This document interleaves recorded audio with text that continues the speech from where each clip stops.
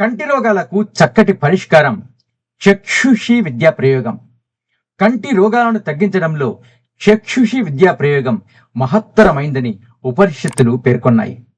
సంధ్యావందనము తరువాత సూర్యుని ఎదురుగా తూర్పు వైపు కూర్చొని గాయత్రి మంత్రం 24 సార్లు చదివిన తరువాత ఒక చెంచా నీరు భూమికి సమర్పిస్తూ ఈ మంత్రాన్ని చదవాలి.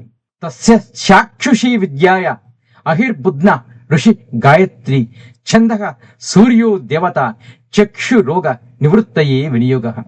తరువాత ఈ మంత్రాన్ని 12 సార్లు జపించాలి.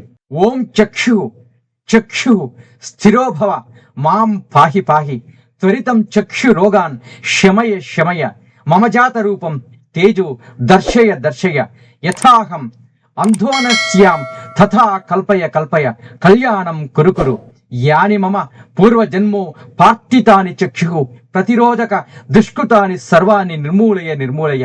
ఓం నమః చక్షుస్తేజో ధాత్రే దివ్యాయ భాస్కరాయ ఓం కరుణా కరాయామృతాయ ఓం నమః సూర్యాయ ఓం నమో భగవతే సూర్యాయాఖ్య తేజసే నమః ఖేచరాయ నమః మహాతే నమః రజసే నమః అసతోమా సద్గమయ తమసోమా జ్యోతిర్గమయ మృత్యోర్మా అమృతంగమయ.